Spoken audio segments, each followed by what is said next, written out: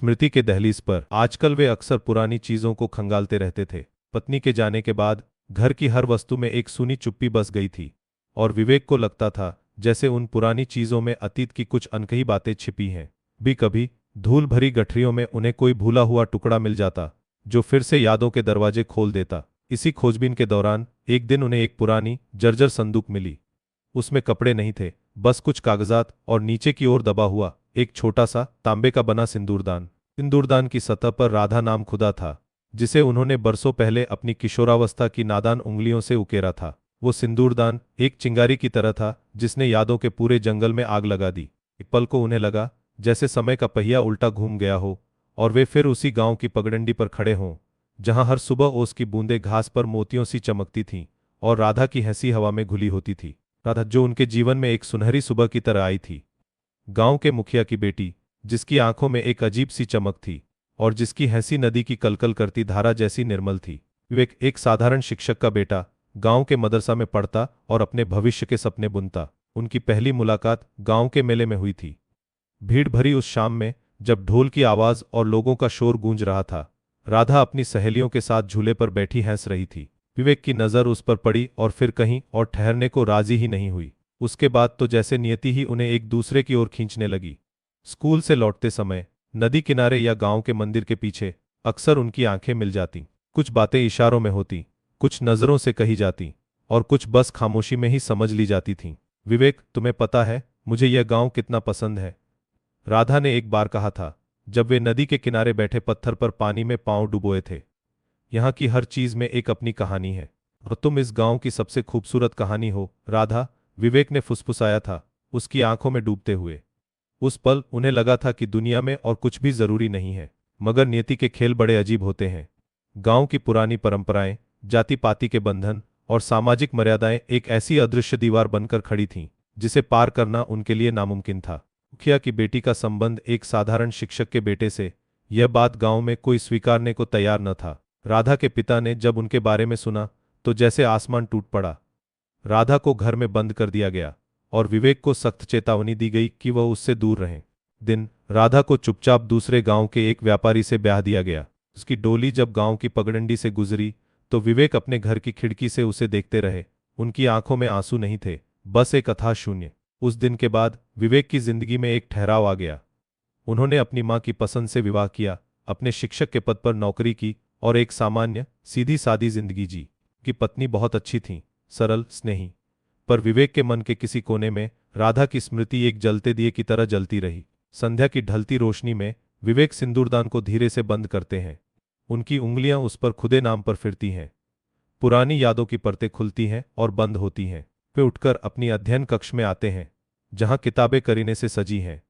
वे अपनी कुर्सी पर बैठते हैं और एक पल को उन्हें लगता है जैसे उस कमरे की दीवारों में भी राधा की हंसी की गूंज बची हो। उनकी पत्नी दिवंगत सुधा हमेशा उनके लिए एक स्थिर ध्रुव थीं।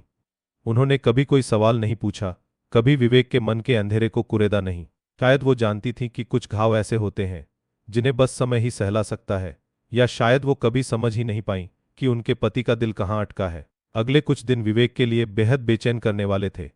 सिंदूरदान ने जैसे एक सोई हुई आग को फिर से जला दिया था। वो अपने घर के आंगन में टहलते, कभी कभी अपने ही ख्यालों में खोए दूर क्षितिज को ताकते रहते। उन्हें लग रहा था जैसे राधा की परछाई हर जगह उनका पीछा कर रही हो। एक दिन गांव के पुराने मंदिर में आरती के समय विवेक को पता चला कि राधा अपने बेटे की शादी के सिलसिले में कुछ दिनों के लिए गांव आई है। खबर सुनकर उनका दिल एक अजीब सी धड़कन से उछला। परसों बाद उसका नाम फिर से उनके कानों में पड़ा था। क्या वह उसे देखने जाएं? किस मुंह से? क्या कहें? ये सवाल उनके मन में बवंडर मचा रहे थे। एक ओर बरसों पुरानी चाहत थी तो दूसरी ओर अपनी दिवंगत पत्नी के प्रति निष्ठा और अपने जीवन की मर्यादा। क्या यह ठीक होगा? इस उम्र में उन दबी हुई भावनाओं को फिर से जगाना। विवेक ने फैसला किया कि वह राधा से सीधे नहीं मिलेंगे, पर उनकी एक झलक तो देख ही सकते थे। पुरानी इच्छा, एक अंतिम बार की लालसा उन्हें उस रास्ते पर खींच लाई जहां राधा के परिवार में शादी का माहौल था। शाम गहरी हो चुकी थी। शादी का पंडाल रोशनी से जगमगा रहा था। ढोल शहनाई की आवाज हवा में गूंज रही थी। विवेक ने दूर एक कोने में एक पुराने पेड़ के पीछे खुद को छिपा लिया कि नजर भीड़ में किसी को ढूंढ रही थी, किसी परिचित चेहरे को जिसे बरसों पहले उन्होंने अपनी स्मृतियों के सबसे पवित्र कोने में संजो लिया था। और फिर उनकी नजर उस पर पड़ी। राधा थोड़ी झुक गई थी, बालों में चांदी की लकीरें आ गई थीं, पर उसकी चाल में वही गरिमा थी और आंखों में वही पुरानी चमक जो कभी विवेक के दिल को मोह लिया करती थी। वो अपने नाती पोतों से घिरी थी और उनके साथ हंस रही थी। उसकी हंसी में अब एक गहरी संतुष्टि की परत थी। एक पल के लिए उनकी आंखें मिलीं। भीड़ के शोर, संगीत की धुन और रोशनी की चकाचौंध के बीच समय जैसे ठहर गया। राधा की आंखों में एक पल को हल्की सी पहचान उभरी, या शायद यह विवेक का भ्रम था। पल की वह मुलाकात एक पूरी कहानी कह गई। कोई शब्द नहीं कहे गए, कोई हाथ नहीं मिलाया गया, बस आंखों से एक अनकहा सलाम। विवेक ने धीरे से सांस छोड़ी। उनके कंधे अब हल्के महसूस हो रहे थे। एक अजीब सी शांति उनके मन में उतर आई थी। यह शांति विरह की नहीं थी, न ही मिलन की। यह शांति उस सच्चाई की थी कि कुछ कहानियां अधूरी ही खूबसूरत होती हैं। कुछ रिश्ते वक्त के साथ बस एक मीठी याद बनकर रह जाते हैं और उनका अपना महत्व होता है। घर लौटकर विवेक ने अपने छोटे से आंगन में लगे चमेली के पौधे को देखा। उस पर रात की ठंडक में भी कुछ फूल खिले थे, जिनकी खुशबू हवा में घुली हुई थी। वही खुशबू थी जो उन्हें राधा की याद दिलाती थी। पर आज यह खुशबू उन्हें उदास नहीं कर रही थी। उन्होंने फिर से संदूक खोली और उस तांबे के सिंदूरदान को निकाला। उसे अपनी हथेली में रखकर उन्होंने कुछ देर तक उसे देखा, फिर धीरे से वापस रख दिया। वह सिर्फ एक याद नहीं था, बल्कि उनके जीवन के उस अध्याय का प्रतीक था जिसने उन्हें यह सिखाया कि प्रेम कई रूपों में होता है और कुछ प्रेम बिना किसी अपेक्षा के ही पूर्ण होते हैं। रात और गहरी हो गई थी। चांदनी आंगन में अपनी सफेद चादर बिछा रही थी। विवेक ने अपनी आंखें बंद की और एक लंबी सांस ली।